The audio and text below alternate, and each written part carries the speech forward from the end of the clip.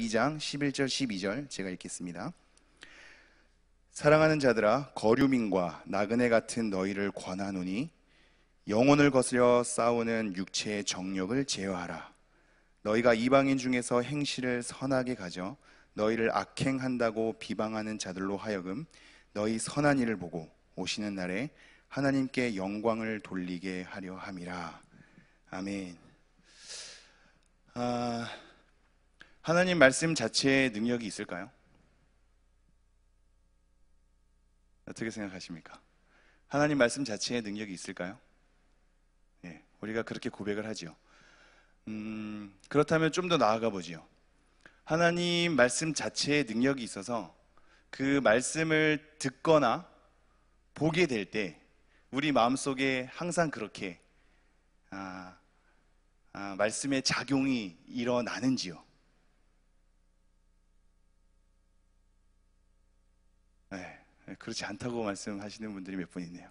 하나님 말씀 자체는 능력이 있는데 그 말씀 자체를 보고 듣게 되는데 왜 우리 마음속에 작용이 일어나지 않을까요? 말씀 자체에 그럼 능력이 없는 거 아니겠습니까? 네, 여러 가지 고민할 게 많죠. 우선 우리가 두 가지를 중요하게 기억해야 합니다. 말씀 자체에 어찌 보면 능력이 있는데 이게 이런 식으로 오해돼서는 안 됩니다. 그러기에 말씀을 들려줬을 때, 말씀 써 있는 걸 누군가가 읽게 됐을 때 그것 자체로 내 안에서 뭔가 작용이 일어나게끔 생각해서는 안 됩니다. 말씀 자체가 우리 안에 어떠한 작용이 일어나려면 성령의 역사가 필요합니다. 하나님의 도우심을 구하는 것이 그냥 형식이 되어서는 안 되겠죠. 그것이 필수적이기 때문입니다. 성령의 도우심이 있어야 그 말씀 자체가 우리 안에 바르게 작용하는 겁니다. 그런데 여기서 또 오해를 정정해야 될 게 있습니다. 성령의 역사하심이 있어야 우리 안에 말씀이 말씀으로 작용하기 때문에 내 안에서 성령의 역사와 더불어서 말씀이 작용할 때만 하나님의 말씀으로 받아들이는 오류가 생기기 시작했습니다. 이것이 잘 따라오실까요? 이렇게 사람들이 생각하는 흐름들이 있었던 겁니다. 이것 자체가 다 하나님의 말씀이 아니라 이 문자가 우리 안에 뭔가 역사가 돼야, 내 안에 하나님의 말씀으로 들려야, 그래야지 하나님의 말씀이다 라는 식으로 인정하게 된 거죠. 이거는 반대말로 이렇게 흐르게 됩니다. 내 안에 그것이 역사하지 않으면, 즉 이걸 좀 더 쉬운 말로 이렇게 할 수 있죠. 말씀이 내 안에 와닿지 않으면, 좀 더 우리가 잘 쓰는 용어로 은혜가 되지 않으면 하나님의 말씀이 아닌 걸로 취급이 되는 겁니다. 과연 그럴까요? 여러분, 그렇지 않습니다. 우리는 두 가지를 다 생각해야 됩니다. 말씀은 성령의 역사가 꼭 필요합니다. 성령의 역사하심으로 말미암아 우리 안에 작용되는 겁니다.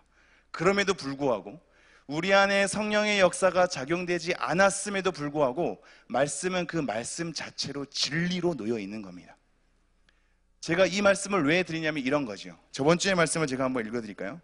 2장 9절인데, 그러나 너희는 택하신 족속이요 왕같은 제사장들이요 거룩한 나라요 그의 소유가 된 백성이니 이는 너희를 어두운 데서 불러내어 그의 기이한 빛에 들어가게 하시니에 아름다운 덕을 선포하게 하려 하심이라.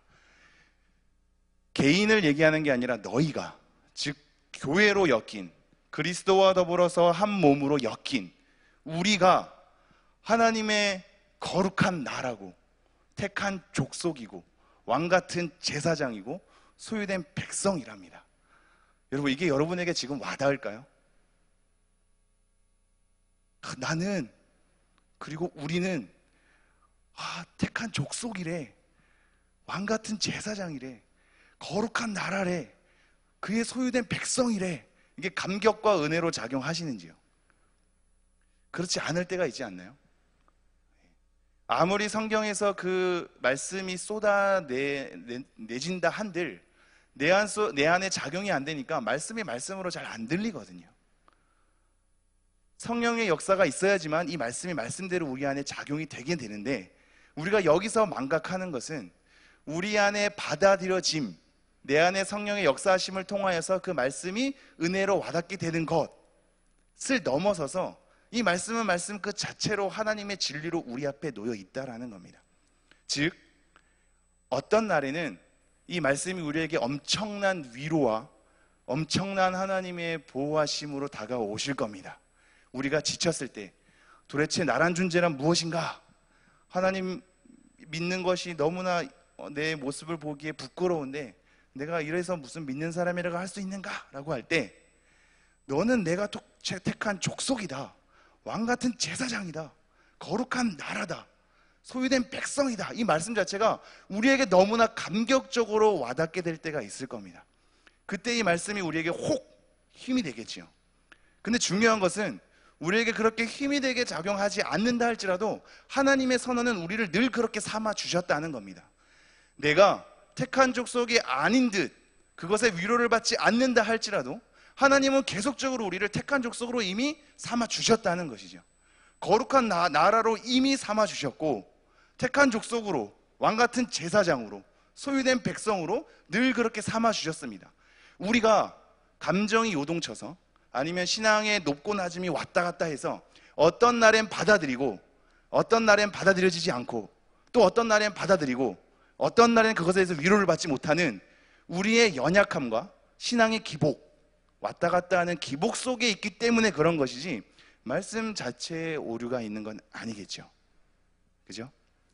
우리는 여전히 이 말씀 앞에 우리의 정체성을 확인하셔야 합니다. 도대체 나란 존재가 무엇이고 우리가 나그네로서 사는 삶이 너무나 초라한데 도대체 우리가 뭐냐? 라고 의문을 가졌을 때 하나님께서는 우리가 와닿든 와닿지 않든 우리에게 계속 말씀하시는 건 너희는 내가 택한 족속이다 라는 겁니다. 혈통과 지역의 경계를 넘어서 내가 삼은 사람들이다. 너희는 왕같은 제사장이다. 왕으로서의 역할과 제사장 직분으로서의 역할을 함께 감당해서 내 앞에 당당히 나올 수 있는 그러한 존재들이다. 너희들은 거룩한 나라다.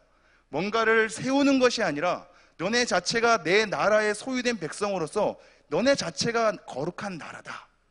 그리고 소유된 백성이다 라고 얘기를 하는 거죠. 두려워하지 말라. 내가 너를 구속하였고 내가 너를 지명하여 불렀나니 너는 내 것이다. 이것이 우리에게 와닿지 않는다 할지라도 하나님은 우리에게 계속적으로 우리 정체성을 일러주고 있습니다. 우리는 그러한 존재들입니다.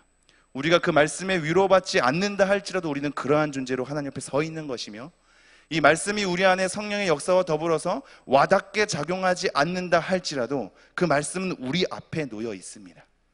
우리가 은혜되지 않는다 할지라도 그 말씀 우리 앞에 늘 놓여 있는 것이며 하나님께서 우리를 삼으시는 그 선언은 우리 앞에 항상 그렇게 있는 것입니다.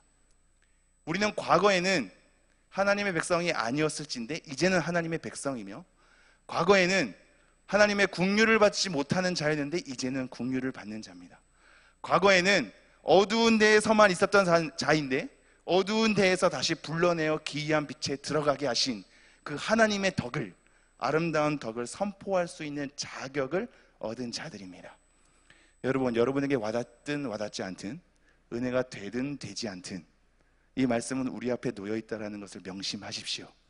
그것을 명심하게 될 때 어느덧 이 말씀이 우리 앞에 머물게 될 때 어느덧 내가 지치고 낙심되고 포기하고 싶고 체념하고 싶을 때 하나님이 이 말씀으로 더불어 여러분에게 힘을 공급해 주실 겁니다. 항상 이 말씀을 마음에 담아 주십시오. 오늘 말씀 이어가겠습니다. 11절 12절 읽겠습니다.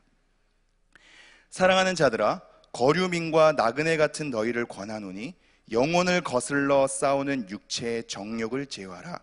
너희가 이방인 중에서 행실을 선하게 가져 너희를 악행한다고 비방하는 자들로 하여금 너희 선한 일을 보고 오시는 날에 하나님께 영광을 돌리게 하려 함이라. 오늘 말씀의 핵심은 두 가지입니다. 이것만 알면 됩니다. 첫 번째는 육신의 정욕을 제어하라는 것입니다. 육신의 정욕을 제어하라. 두 번째는 이방인들 안에서 너희들이 선한 행실을 하라 이겁니다.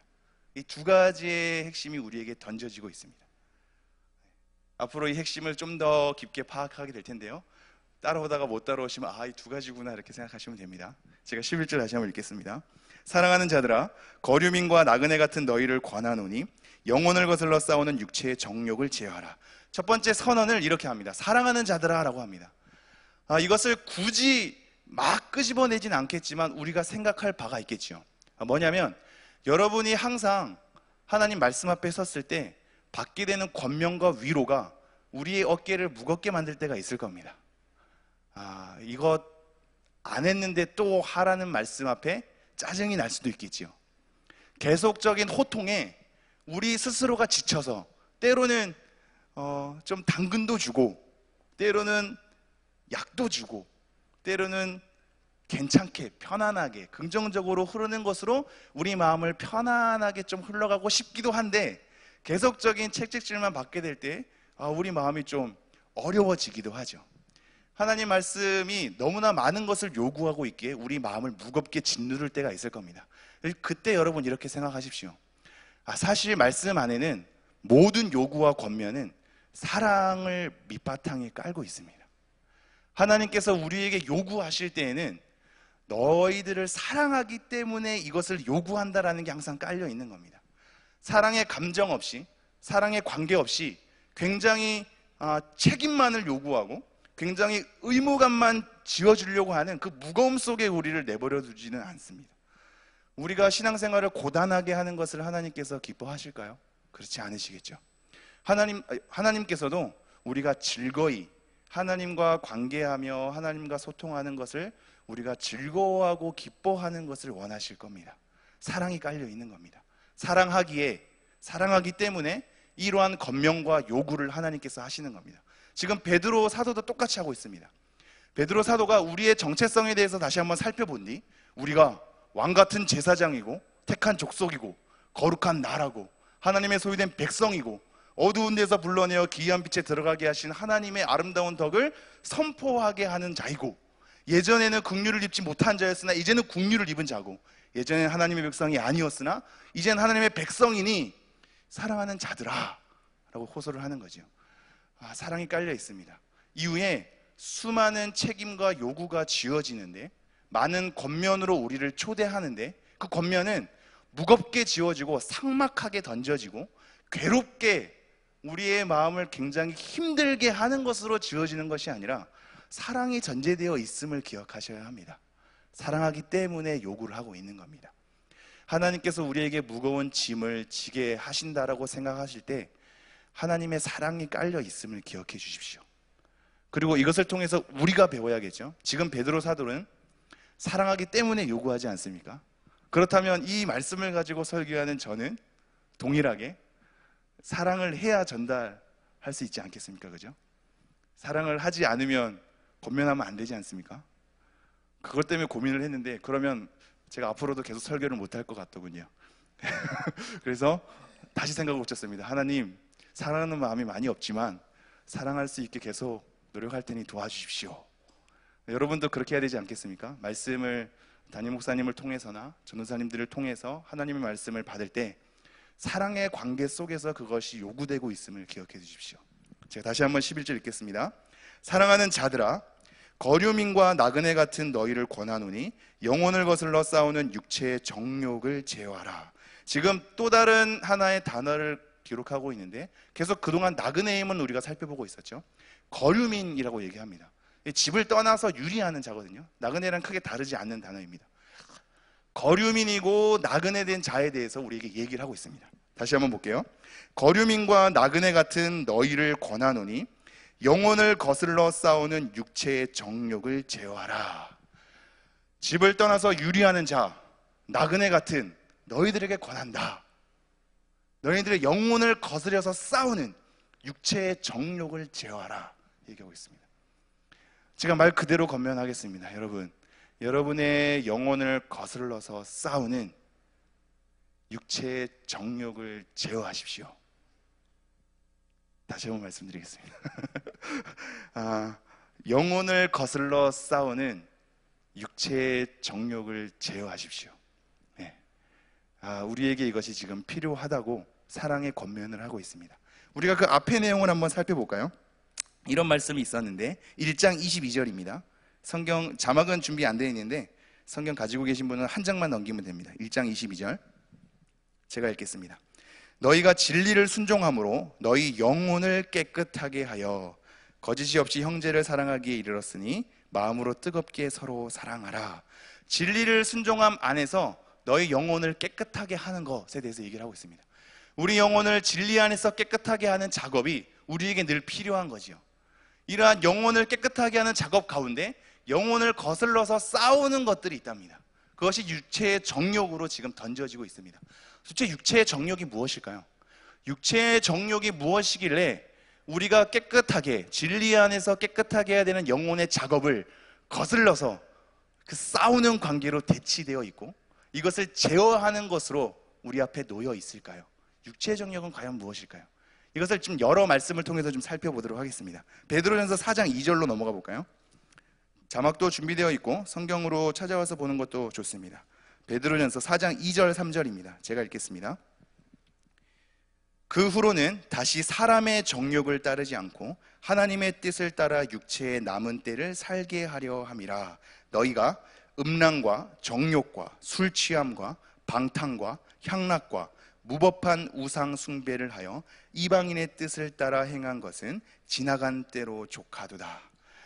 지금 여기 있는 단어 하나하나를 설명하지 않을 겁니다. 다시 한번 말씀을 보십시오. 말씀에 대한 맥락만 이해하시면 됩니다.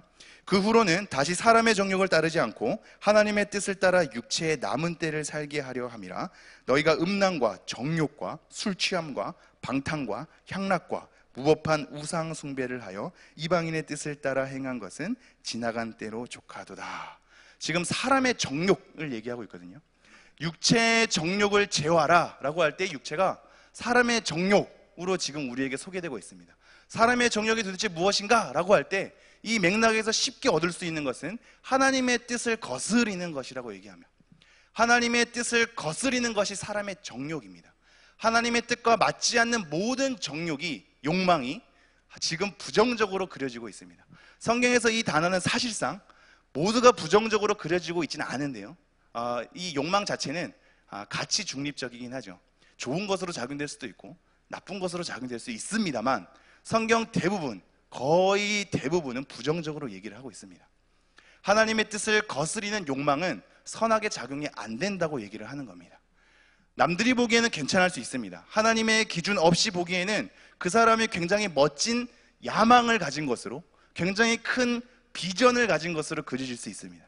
그런데 이것이 하나님의 뜻과 하나님의 기준 속에서 놓였을 때에는 그것이 육체의 정욕으로, 사람의 정욕으로 우리에게 놓여 있다는 거죠. 이것이 구체적으로 드러나는 바가 음란, 정욕, 술 취함과 방탕, 향락, 무법한 우상 숭배, 이러한 것들과 같이 나열되어 있습니다. 정욕이라는 단어가 이 가운데 껴있는데 어찌됐건 이 맥락 속에 같이 놓여져 있는 겁니다. 우리가 다른 말씀으로 좀 더 나아가 볼까요? 갈라디아서 5장입니다. 자막이 아마 준비되어 있을 텐데요, 말씀으로 같이 따라오셔도 됩니다. 갈라디아서 5장 19절에서 21절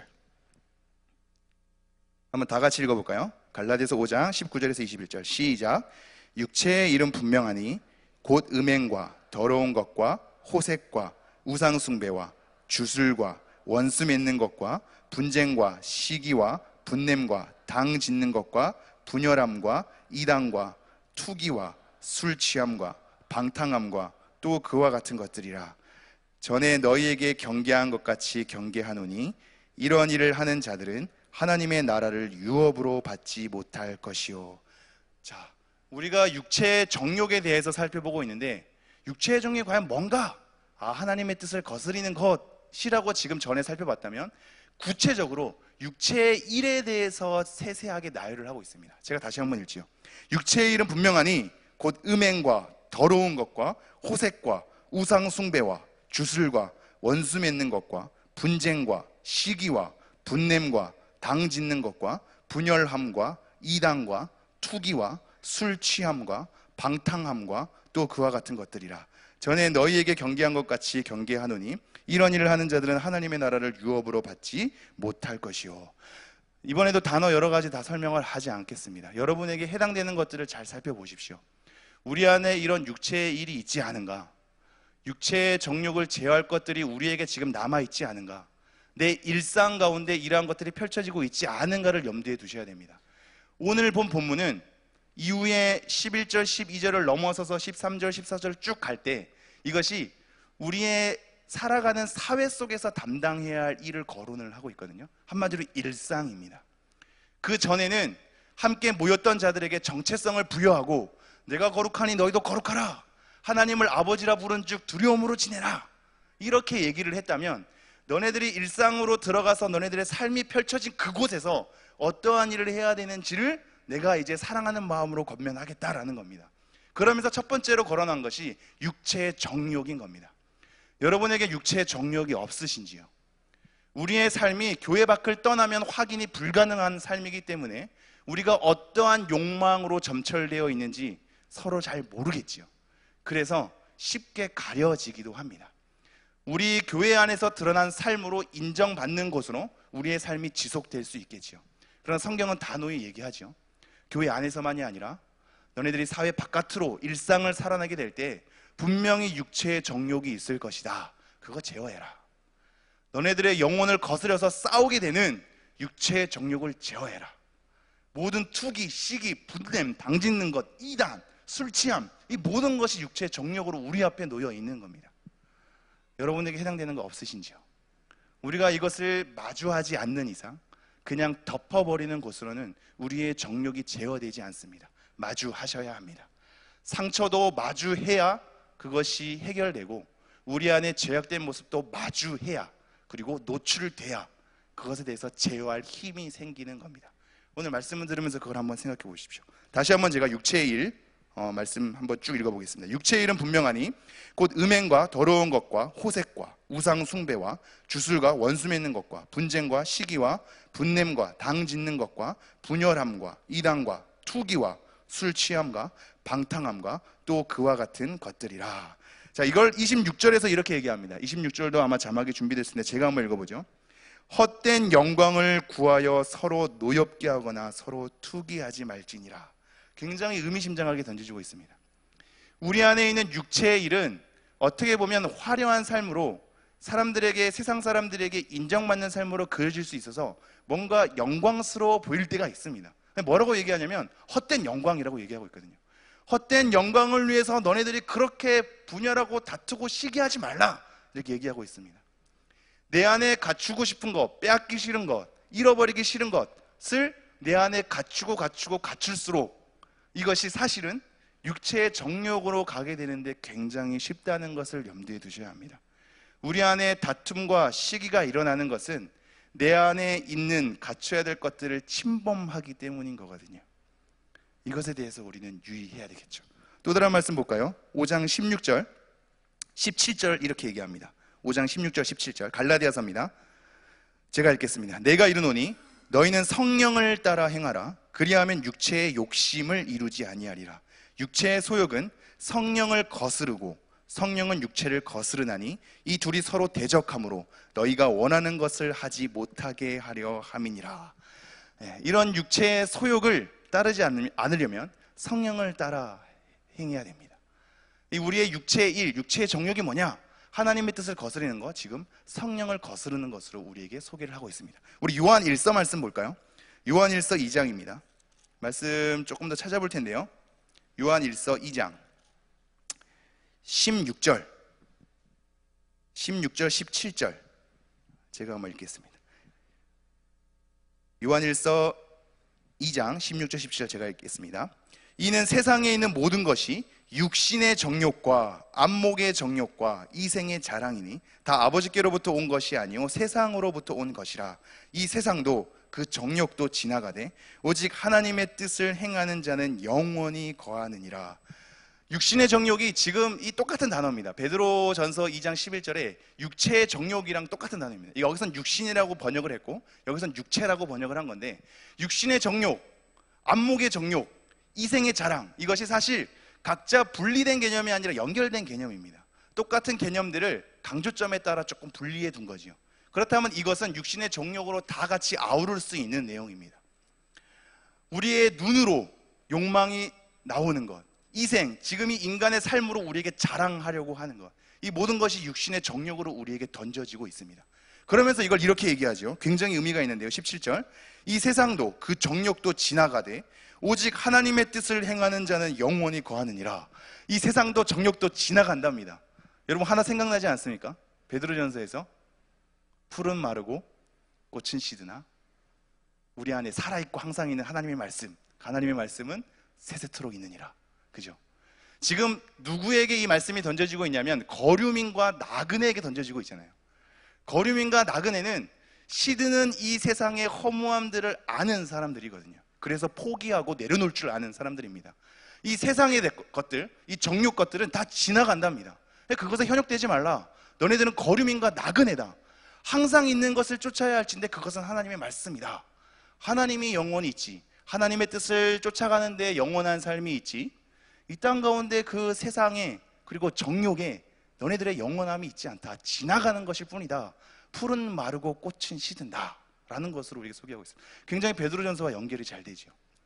육신의 정욕, 안목의 정욕, 이생의 자랑, 이것이 우리를 이 땅 가운데 자꾸 발목을 매는 것으로 소개를 하고 있습니다. 우리 또 다른 말씀 볼까요? 야고보서 3장 14절 15절입니다.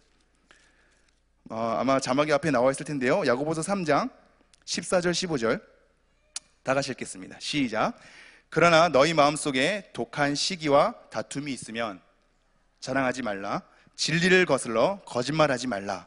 이러한 지혜는 위로부터 내려온 것이 아니요 땅 위의 것이요 정욕의 것이요 귀신의 것이니. 자, 지금 독한 시기와 다툼, 이거를 자랑하지 말라라고 얘기하고 있어요. 이게 되게 의미심장한 건데요, 여러분. 우리 안에 다툼과 시기를 사실 육신의 정욕과 더불어서 계속 소개를 하고 있거든요. 우리 안에 다툼과 시기가 있으면 그것이 구체적인 사안으로 들어가면 누가 옳고 그른 막 여러 가지 복잡하게 씁니다만, 성경에서 그걸 포괄적으로 얘기하는 건 사실 육신의 정욕이랑 엮고 있습니다. 육신의 정욕을 포기하지 않기에 시기와 다툼이 일어나는 것으로 계속 소개를 하고 있거든요. 그러면서 이렇게 얘기하죠. 15절. 이러한 지혜는 위로부터 내려온 것이 아니요 땅 위의 것이요 정욕의 것이요 귀신의 것이니. 시기와 다툼을 굉장히 지혜롭게 할 수 있겠죠. 그 지혜는 위로부터 난 것이 아니랍니다. 땅의 것이랍니다. 그러면서 더 심하게 얘기하죠. 귀신의 것이랍니다. 땅의 것으로 엮고 있습니다. 나그네는 우리가 가야 할 본향이 있는 겁니다. 이 땅으로서 모든 것을 평가받고 환산하지 않는 자들입니다. 땅의 사람이 아니라 하늘의 자입니다. 하늘의 자이나 땅에 있기에 땅의 것을 당분간은 책임지고 청지기로서 담당하지만 본질은 하늘에 있는 자입니다. 그런데 이런 시기와 다툼이 있는 이 지혜는 땅의 것과 귀신의 것으로 소개하고 있습니다. 또 다른 말씀 볼까요? 3장 5절입니다. 골로새서 3장 5절. 좀 바쁜데 아마 자막에 나와 있으니까요. 골로새서 3장 5절입니다. 우리 다 같이 한번 읽어보겠습니다. 시작. 그러므로 땅에 있는 지체를 죽이라. 곧 음란과 부정과 사욕과 악한 정욕과 탐심이니 탐심은 우상 숭배니라. 땅에 있는 지체라고 얘기하면서 뭐라고 소개하냐면 음란, 부정, 사욕, 악한 정욕과 탐심이니 탐심은 우상 숭배니라 이렇게 얘기하고 있습니다. 이 정욕이 너무나 우리에게 중요하게 던져지고 있습니다. 똑같은 기도를 해도 정욕을 구하려고 잘못 구하면 하나님께서 응답을 받지 않는다고 야고보서에서 경고를 하고 있지 않습니까? 우리에 있는 육체의 정욕을 제거해야 됩니다. 지금 여러 가지 말씀을 읽었지만 이 말씀들 가운데 육체의 정욕으로 핵심을 엮어낼 수 있는 게 뭐가 있을까요? 여러분이 쉽게 와닿는 것으로, 여러분이 쉽게 이해할 수 있는 것으로 이 육체의 정욕이 우리에게 지금 계속 소개시켜주는 공통점이 있습니다. 그것은 이렇게 생각하시면 됩니다. 내가 갖추는 것, 내가 유지하는 것, 이 안에서 육체의 정욕이 일어납니다. 이것은 이렇게 하면 좀 더 쉽게 드러납니다. 그래서 내가 뺏어가도 되겠니? 나눠 가져봐로 드러납니다. 이게 쉽게 드러나는 게 부자 청년입니다. 너의 소유를 가난한 자들에게 다 나눠줘라 라고 할 때 근심하며 돌아가지 않습니까? 여기서 드러나는 거거든요. 육체의 소욕이, 육체의 정욕이 돈의 가치 속에 있음이 거기서 드러나는 겁니다. 내가 내려놓아야 할 때, 가치를 포기해야 할 때, 빼앗겨야 할 때, 다른 사람과 나눠야 할 때 그것을 나누지 않고 빼앗기 싫어하고 그것을 붙잡고 있으면 이것이 육체의 정욕일 가능성이 큽니다. 그러기에 여러분의 육체의 정욕은 가족 안에서 일어날 가능성이 거의 100%입니다. 왜 그럴까요?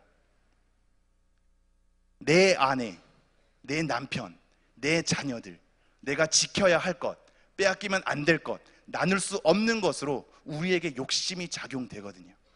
여러분의 자녀가 여러분에게 우상 숭배가 될 수 있는 이유가 여기에 있습니다. 그것은 하나님 안에서 하나님 우리 가족을 잘 담당하게 해주십시오라는 포장으로 작용되는 게 아니라 육체의 정욕일 가능성이 큽니다.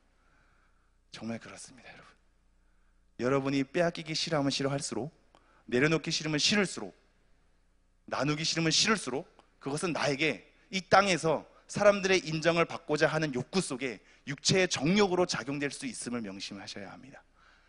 저 또한 벗어날 수 없겠죠. 자녀가 있고 아내가 있기 때문입니다.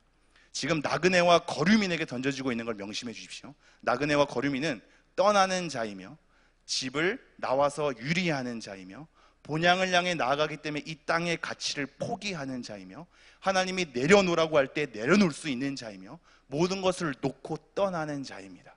여러분, 그럴 수 있겠습니까? 여러분의 소유가 강력해질수록 여러분의 자녀와 여러분의 부부관계, 가족들의 지키는 그 마음이 더 강하면 강할수록 그 안에 육체의 정욕이 작용될 수 있음을 명심하십시오. 이 육체의 정욕이 대표적으로 드러날 때가 결혼을 준비할 때입니다. 결혼을 준비할 때 온갖 세속적 가치가 그 안에 다 포함되어 있기 때문입니다. 친척을 바라보는 관점, 이 결혼식을 통하여서 사람들에게 인정받고자 하는 욕구, 그 이후에 가정이 생성되게 되면서 자녀를 낳게 되고 그 자녀가 어떠한 평가를 받게 되는지 이 모든 것들이 육체의 정욕으로 작용됩니다. 저 또한 아무도 이것에 지금 벗어나기가 힘들겠죠. 그래서 바울 사도가 오히려 결혼하지 않는 것에 대해서 추천해 줬는지도 모르겠습니다. 우리가 한 사람의 책임질 사람이 생기게 되면 육체의 정욕이 자라나기 때문입니다. 다시 한번 베드로전서 돌아오겠습니다. 베드로전서 2장 11절 제가 다시 한번 읽겠습니다. 사랑하는 자들아, 거류민과 나그네 같은 너희를 권하노니 영혼을 거슬러 싸우는 육체의 정욕을 제어하라. 여러분, 육체의 정욕에 대해서 계속 살펴보고 있습니다. 이것을 뭐라고 얘기하고 있냐면 너희들의 영혼을 거슬러서 싸우는 이라고 얘기하고 있습니다. 여러분, 하나 명심 또 하셔야 합니다. 지금 싸우고 계시는지요? 우리가 지금 육체의 정욕을 살펴봤는데 우리의 영혼과 거스리는 것으로 지금 우리가 싸움을 하고 있는 건지요? 오히려 싸우지 않고 싸우는 것조차도 힘들어서 내려놓고 싸움 자체가 없고 그 가장된 평안으로 육체의 정욕과 더불어서 지내는지도 모르겠습니다. 우리 안에 신앙에 대한 어떤 그 혈투가 없는 것은 싸움 자체를 회피하기 때문일 수도 있습니다. 육체의 정욕을 거스려서 싸우는 작업이 너무나 힘겹기에 하다가도 포기하고 놓아버리는 거죠. 여러분, 싸우고 계시는지요? 그러니까 저에게도 해당되는 말이겠습니다. 우리가 지금 싸우고 있는지요? 우리 안에 있는 육체의 정욕과 내 일상에서 벌어지는 육체의 정욕과 내 가정에서 벌어지는 육체의 정욕과 싸우고 계신지요? 오히려 육체의 정욕을 거스려서 침투하는 경건의 말씀들과 싸우고 있지는 않으신지요? 그 말씀이 나에게는 해당되지 않았으면 좋겠고 우리 가정에 해당되지 않았으면 좋겠고 그렇게 하는 것이 너무나 힘들게 나에게 요구되지 않았으면 좋은 걸로 말씀과 오히려 싸우고 있지는 않으신지요? 교회의 요구, 교회 지체 나눔과 싸우고 있지는 않으신지요? 하나님의 가치와 싸우고 있지는 않으신지요? 우리가 싸워야 될 대상은 혈과 육이 아니지 않습니까? 사단의 계략들, 우리의 영혼을 거슬려서 우리를 사단의 방법으로 나아가게 하는 육체의 정욕 아니겠습니까? 싸워야 할 대상을 명확히 구분하십시오. 우리는 육체의 정욕과 싸워야 합니다. 그리고 지금 싸움을 포기하거나 체념했다면 싸우셔야 합니다. 힘들지만 싸우셔야 합니다. 싸우는 관계가 되셔야만 합니다. 12절 말씀 보겠습니다. 너희가 이방인 중에서 행실을 선하게 가져 너희를 악행한다고 비방하는 자들로 하여금 너희 선한 일을 보고 오시는 날에 하나님께 영광을 돌리게 하려 함이라. 지금 우리 일상 가운데 두 가지가 던져지고 있다고 했습니다. 우리 육체의 정욕을 제어하는 것, 두 번째가 이방인들 안에서 우리가 선한 행실을 가지라고 얘기를 합니다. 여기서 말하는 이방인에 대해서는 하나님을 믿지 않는 자들인 거거든요. 한마디로 육신의 정욕을 추구하는 자들, 그래서 그들한테 들어갈 때 그들의 방식대로 살아야지만 인정을 받게 되죠.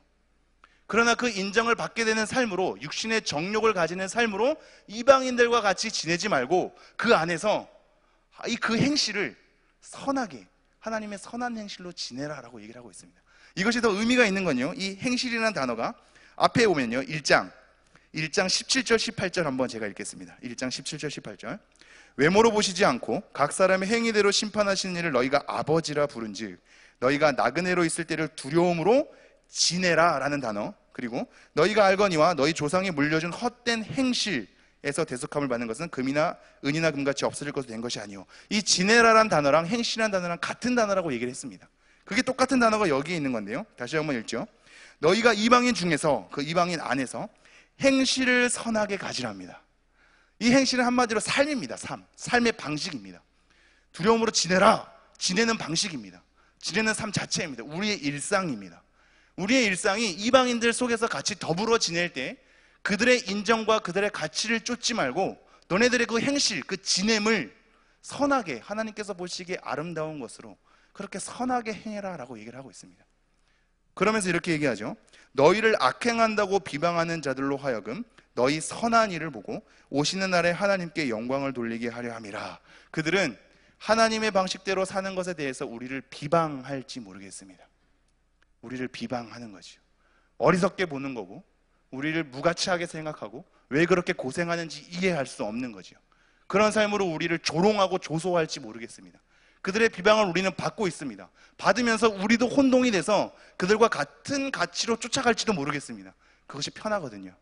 아무도 뭐라 할 사람 없지 않습니까? 교회 사람들은 교회 오면 보니까, 그죠? 내가 겪는 일상은 교회 사람들이 아니니까 굳이 그렇게 한들 뭐라 할 사람이 없는 거거든요. 편하게 잠깐 눈 감으면 될지도 모르겠습니다. 그런데 우리가 계속 요구하고 있습니다. 이방인 안에서 하나님 믿지 않는 육신의 정욕의 가치를 쫓아 사는 그 무리들 안에서 너가 그 행실을 착하게 해라, 선하게 해라. 자, 그러면서 너희를 악행한다고 비방하는 자들로 하여금 너희 선한 일을 보고 오시는 날에 하나님께 영광을 돌리게 하려 함이라. 그 선한 일을 계속 하다 보면 너희들을 비방하는 그 자들이 나중에 하나님이 오시는 날에 하나님께 영광을 돌린답니다. 여러분, 이것이 신뢰가 되십니까? 실질적으로 그렇지 않지 않습니까? 여러분이 하나님의 방식대로 선하게 그 현장에서, 일상에서 살아내 보십시오. 사람들이 그걸 가지고 하나님께 영광을 돌릴 것 같습니까? 여러분, 그렇지 않습니다.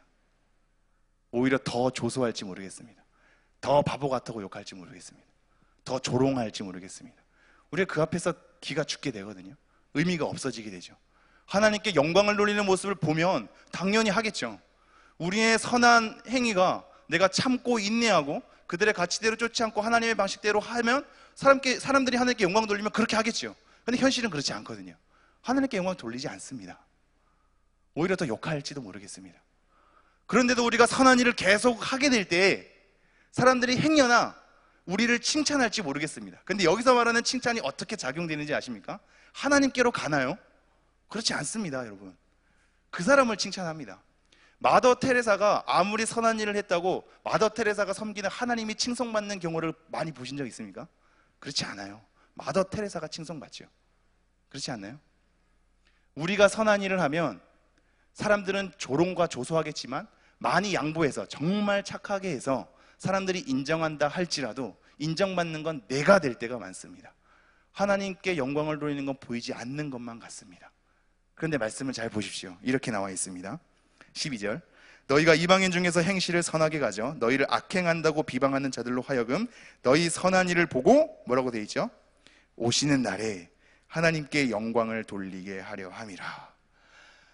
이 말씀이 뭐라고 얘기하는 거냐면 결국은 나중에 최종적으로 심판을 하게 될 때, 하나님께서 다시 오게 될 때 사람들이 하나님에 대해서 인정할 수밖에 없는 현실로 돌아오게 될 거라고 얘기하는 겁니다. 살아가는 우리의 일상 속에서는 조롱과 조소뿐이겠죠. 때로는 많이 양보한다 할지라도 우리를 칭찬하는 것 정도겠죠.